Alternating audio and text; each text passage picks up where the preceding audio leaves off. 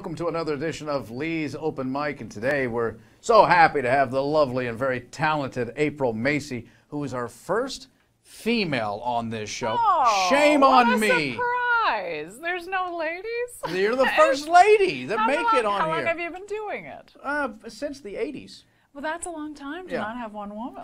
We started like in October. Okay, you know, all right. Did you just know women, no they broads, just never broads came are coming through, and a couple of them, we had issues, they canceled, they don't like me, whatever it may be. All right. We're so happy to have Thank you. here. I'm happy to be the first broad. Yeah, you're the first toots, the first, Yeah, the first dame to come in first here. dame to roll through. Yeah. Look at that. How have you been?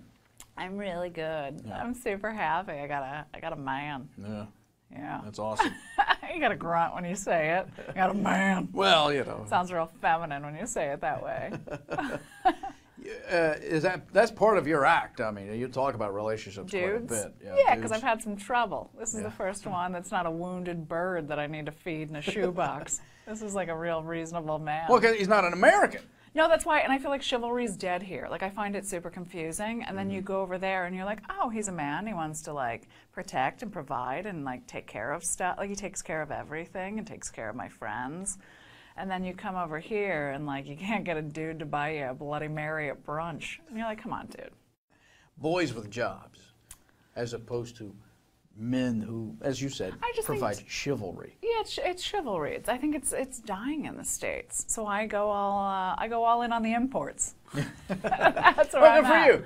Yeah, I'm glad all you about, found that. I'm all for about you. an import. Yeah. You've been a comic for how long now, April? What are we talking about? 2002, 15 years. Yeah. Oh, But you know, I mean, you had meteoric success. I mean, you I sure did. Right to the middle. Right I just to the middle. strive right to the middle. No. Because I mean, you okay, she's gonna make the joke, but it's true.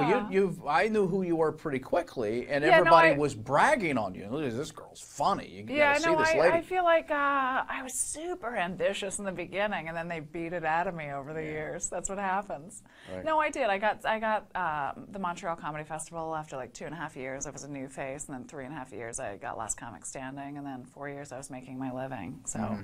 I've been making a living since 2006 as a full-time comedian, so it's not so bad. It's not so bad. In the dynamic for you, the way the industry looks at you, I think is pretty interesting, because you have this dilemma where you're a beautiful girl and you're not supposed to be funny. Isn't that you get that standard sometimes?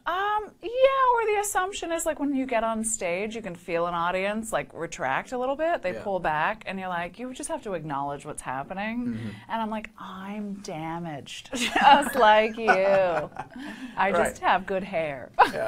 Like, but still, messed up family makes a lady comic. Absolutely. Yeah. And was there an epiphany in your career when you got on stage and you realized early on during open mics that you could figure things out, that like, oh, I can do this? Well, I think it was about 1.5 years in, and I remember like when I first started, I would get nauseous. Like I would just force myself to sleep all day long until it was showtime, and then I would hurl my dumb body to the show, and I would feel compelled to run for the first year. I'm like, oh, nobody's making you go up there. You could just go home and eat a sandwich. Right. And then it was about 1.5 years in, like I finally had a set that like made sense, and I remember giggling just the whole way home from the Comedy Store that it was like, all of a sudden my life had a sense of purpose, and then everything else was like a means to an end to make that happen.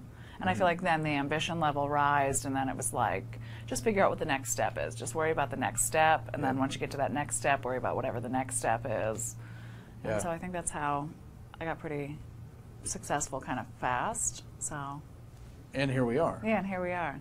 On this internet show with digital bricks. Yeah, I like it. And my one fat arm, I feel like this arm looks enormous facing the camera. Look at that, it looks beastly. Yeah, it looks good. Tackled. It looks good. So we mentioned, you and I were talking earlier, you were telling me about comics that you admire and you like, and a lot of them, I've had the same exact ones. You mentioned Bill Burr. Yeah. These guys are so funny and so...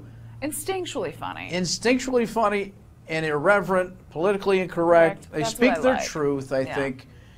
They're not audience pleasing. No, I don't like the audience pleasers. I don't either. You know, I guess I respect that if that's what you want to do, but I feel like I can watch somebody on stage, and I know when somebody has a twinkle in their eye that they're doing exactly what they were put on the planet to do. There's nothing else that human should be doing with their life, and they need it. Like, to me, a comic, there's like the guys that do it to get women, and I can always tell those comics versus the comics that like... That's an odd way to do it. Yeah, you're like, oh, that guy was beaten as a kid, that's why he's hilarious. You're like, that guy's gonna be way funnier than the guy trying to scoop up extra boobs. Like, so. But it's, to me, if a guy who can get on stage and not care what the audience reaction is. But I have also worked with guys who purposely want to assault an audience, and that's not what I'm talking about. I'm talking about they just got it. I've got this inside of me, and it's coming out. It's not necessarily to offend. It's just who I am, and these are my jokes. No, I don't mind. Like, I find that there's some people that are like the angry, aggressive comics, and there's still that thing behind their eye, or there's a little smile that lets you in on the secret that they're not animals off stage. Right. I know when a dude's an animal on stage and off. Like, he can't separate or compartmentalize the two. Like, I just don't like those comics as people, so typically it's hard for me to find them funny on stage if they're bad humans. Yeah. But there's not that many of them. I think we're all pretty empty. No, oh, absolutely. Nice humans, a lot of nice humans. You know, but to me, and I always can sort of gauge a comic and his ambition and how far he'll go by just his desire to be there. Yeah.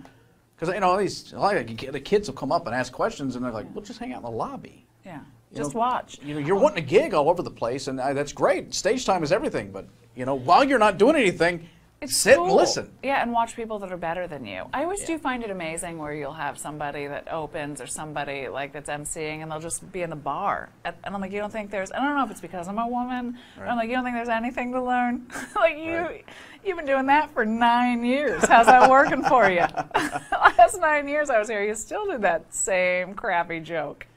April Macie, again, we're so glad that you came by to hang out with us today. And if they want to learn more about you, April, you got... Just aprilmacie.com, Instagram. I occasionally post pictures with my cans in a bikini where my arms don't look nearly as big as this one right here. I'm looking for my phone. Wait a minute, I'll get that. I'll find that Twitter, later. it's just all April Macie. All right, well, that's all you need to know. April, thank you, my dear. Thank you so much. Good to see you as always. Good to see you. That'll do it for this edition of Lee's Open Mic.